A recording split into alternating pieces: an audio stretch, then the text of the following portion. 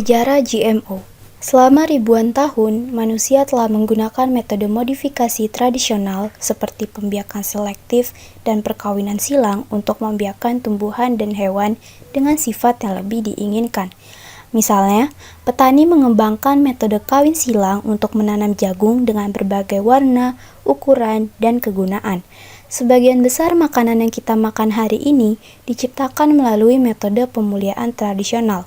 Tetapi, mengubah tumbuhan dan hewan melalui pemuliaan tradisional bisa memakan waktu lama dan sulit untuk membuat perubahan yang sangat spesifik. Setelah para ilmuwan mengembangkan rekayasa genetika pada tahun 1970-an, mereka mampu membuat perubahan serupa dengan cara yang lebih spesifik dan dalam waktu yang lebih singkat. Penemuan tanaman transgenik dimulai pada tahun 1977 ketika bakteri Agrobacterium tumefaciens diketahui dapat mentransfer DNA atau gen yang dimilikinya ke dalam tanaman. Pada tahun 1983, tanaman transgenik pertama, yaitu bunga matahari yang disisipi gen dari buncis, telah berhasil dikembangkan oleh manusia. Sejak saat itu, pengembangan tanaman transgenik untuk kebutuhan komersial dan peningkatan tanaman terus dilakukan manusia. Tanaman transgenik pertama yang berhasil diproduksi dan dipasarkan adalah jagung dan kedelai. Keduanya diluncurkan pertama kali di Amerika Serikat pada tahun 1996. Pada tahun 2004, lebih dari 80 juta hektar tanah pertanian di dunia telah ditanami dengan tanaman transgenik, dan 56% kedelai di dunia merupakan kedelai transgenik. Pengertian GMO. GMO atau Genetically Modified Organism merupakan bagian penting dalam perkembangan ilmu biologi, terutama cabang ilmu bioteknologi.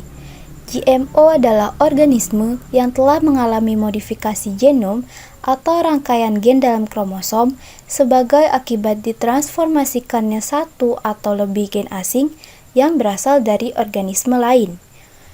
Gen yang ditransformasikan diharapkan dapat mengeluarkan atau mengekspresikan suatu produk yang bermanfaat bagi manusia. Hasilnya adalah muncul suatu produk yang juga disebut dengan transgenik. Tanaman transgenik banyak diujikan pada jenis tanaman pangan. Tujuannya agar diperoleh pangan yang memiliki keunggulan tertentu, misalnya tahan hama, atau memiliki nutrisi yang lebih tinggi dibanding pada saat belum dilakukan rekayasa genetik. Pada tahun 2006 lalu contohnya, tanaman transgenik yang ditumbuhkan di 22 negara menghasilkan panen yang kondisinya lebih baik. Tanaman menjadi tahan serangga, tahan terhadap virus, hingga ditemukan beras yang memiliki kandungan zat besi tinggi. Tanaman impor hasil rekayasa genetik atau Genetically Modified Organism yang saat ini telah beredar di Indonesia, contohnya adalah kedelai, jagung, dan kentang. Pada dasarnya, produk-produk GMO sangat banyak karena aplikasi bioteknologi juga telah merambah ke berbagai bidang seperti pertanian, farmasi, kedokteran, industri, dan lingkungan. Yang termasuk produk GMO ialah hewan transgenik, tanaman transgenik, sampai dengan jasad renik. Beberapa tahun yang lalu sempat heboh terkait cloning terapeutik yang memanfaatkan sel induk atau stem cell embrionik dari janin untuk ditransplantasikan ke dalam pasien yang diklon, guna memperbaiki jaringan dan organ yang rusak. Dari hal tersebut, maka GMO termasuk ke dalam bagian dari tubuh manusia. Meskipun demikian, saat ini masih ada jenis pengkloningan manusia lain, yakni cloning reproduktif, yang merupakan proses bioteknologi dengan tujuan untuk menghasilkan seseorang dari sel seseorang.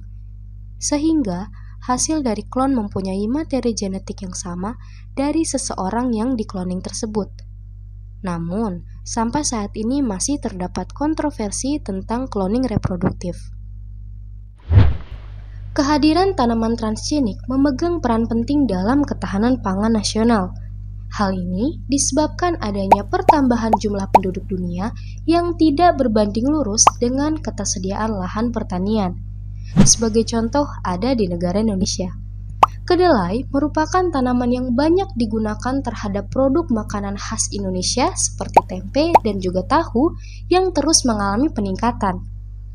Menurut laporan Global Agricultural Information Network atau GATE, menunjukkan bahwa konsumsi kacang kedelai di tahun 2014 mencapai 2,7 juta metrik ton yang hampir seluruhnya dipenuhi melalui impor.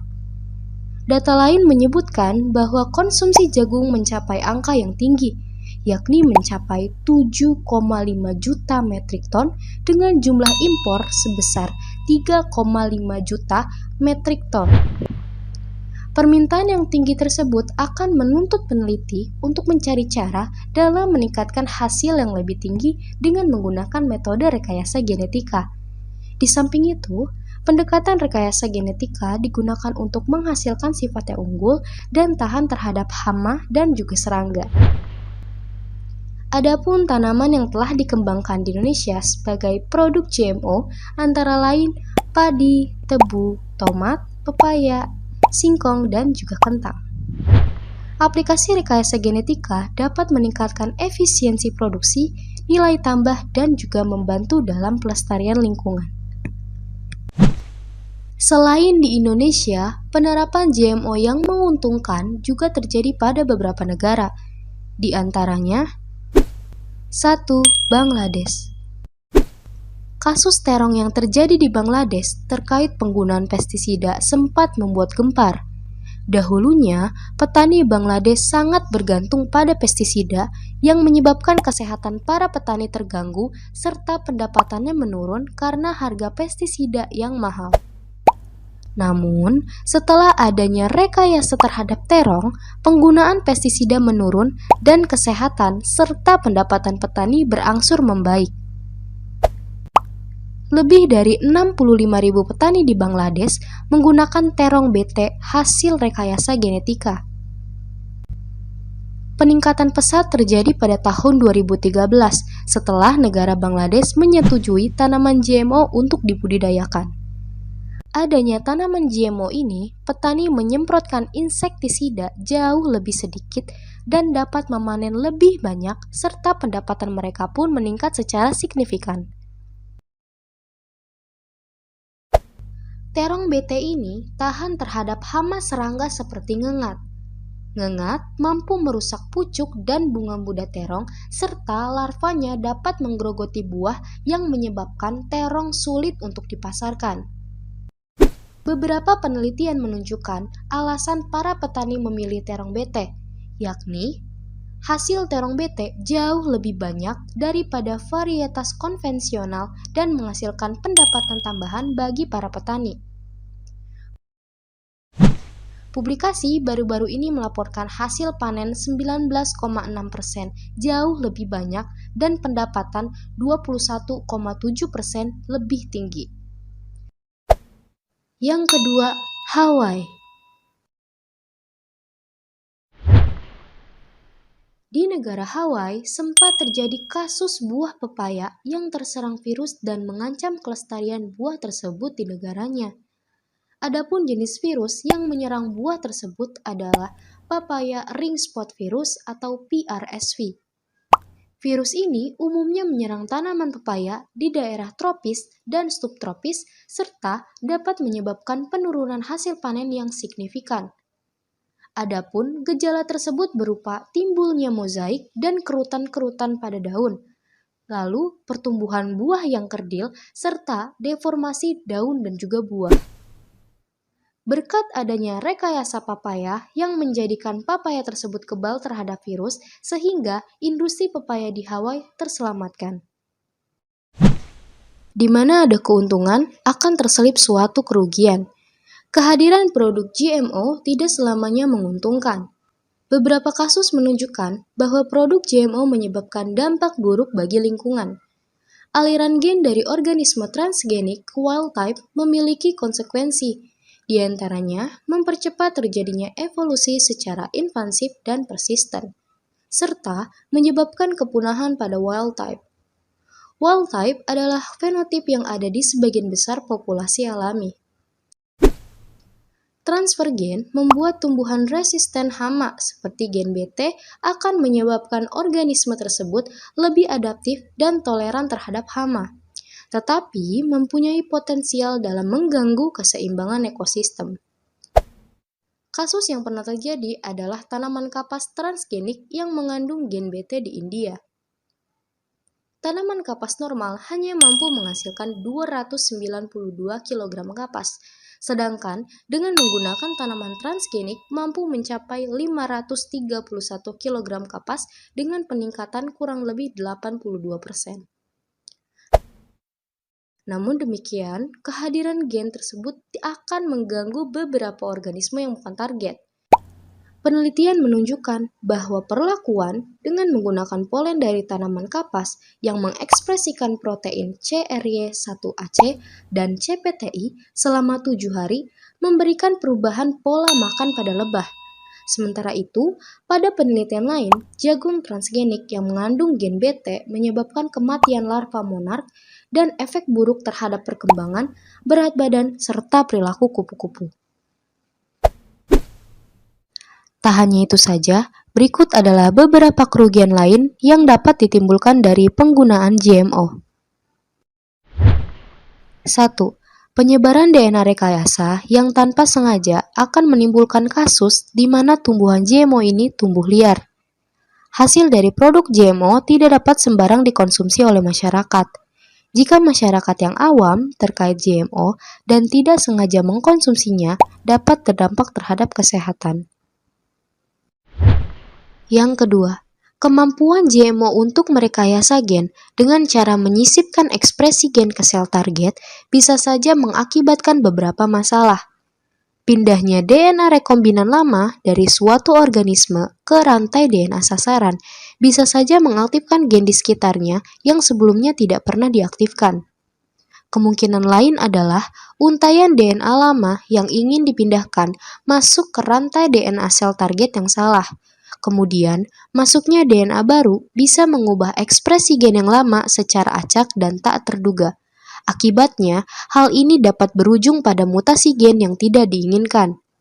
Pada bidang pertanian, mutasi yang salah ini dapat mengakibatkan tanaman yang dihasilkan bersifat beracun dan tidak subur. Yang ketiga, pada aspek kesehatan manusia, mengonsumsi produk GMO dikhawatirkan dapat mengubah nilai gizi dari makanan tersebut akibat dari gen yang masuk ke produk dan tidak terjamin keamanannya. Informasi yang disediakan para ahli GMO tidaklah selengkap itu, sampai orang bisa dengan leluasa mengonsumsi produk GMO tanpa kekhawatiran.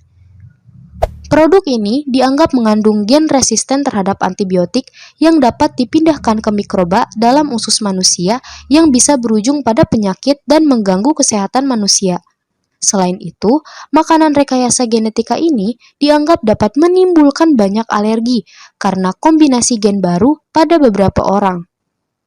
Kontroversi alergi ini lahir karena sebuah kasus yaitu kacang Brazil hasil GMO dengan modifikasi gen tertentu yang ditarik produksinya karena memicu alergi pada konsumennya.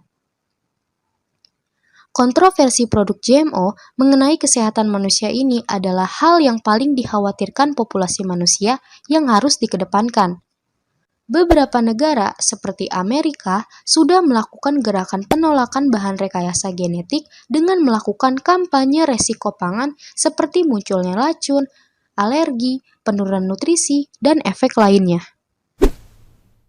Yang keempat, pada bidang agama, produk GMO ini telah mengkhawatirkan umat muslim sebagai mayoritas di Indonesia yang mengharuskan pangan tersebut sebagai konsumsi halal. Kandungan GMO tidaklah mudah untuk dilacak, sehingga pencantuman halal diragukan. Mereka dengan agama muslim takut terdapat gen haram, misalnya babi, yang ditaruh pada biji-bijian. Sama seperti orang vegetarian yang khawatir dengan adanya DNA hewan yang dipindahkan ke tanaman sehingga tanaman hasil GMO itu tidak murni dari nabati. Masyarakat mempercayai bahwa hasil konsumsi GMO ini membutuhkan label lengkap yang mencantumkan logo halal, informasi alergen, dan kandungan gizi agar mereka menjadi tenang dan aman. Nah, selanjutnya yaitu solusi untuk mencegah dari dampak kontroversi GMO, yaitu diantaranya pada dampak pertama, yaitu sterilitas tanaman hasil rekayasa genetika. Solusi untuk mencegah dampak ini dapat dilakukan dengan cara melakukan studi menyeluruh terkait efek rekayasa genetika terhadap kemampuan tanaman untuk berkembang biak akan membantu mengurangi resiko sterilisasi. Jika tanaman rekayasa genetika menunjukkan kecenderungan untuk menjadi steril, maka teknologi tersebut harus diperbaiki atau ditinggalkan. Selanjutnya dampak yang kedua, penyebaran tak sengaja DNA rekayasa. Nah, solusi untuk mencegah dari dampak ini dapat dilakukan dengan salah satu cara menerapkan pengaturan ketat dalam hal pengujian lapangan dan produksi benih. Penanaman tanaman rekayasa genetika juga harus dilakukan dengan mempertimbangkan faktor-faktor seperti jarak isolasi dengan tanaman konvensional, pengendalian penyerbukan silang, dan pemantauan ketat untuk mencegah penyebaran tak sengaja. Nah, selanjutnya ada dampak ekosistem akibat tanaman BT. Untuk mengatasi resiko yang terkait dengan penggunaan tanaman BT ini, penting untuk memperhatikan ketat pemantauan dan pengelolaan penggunaannya. Penerapan strategi pengelolaan resistensi hama yang berkelanjutan seperti penggunaan rotasi tanaman dan penggunaan varietas tanaman yang berbeda dapat membantu mengurangi ketergantungan pada satu jenis tanaman BT. Selanjutnya ada dampak ekosistem akibat tanaman BT.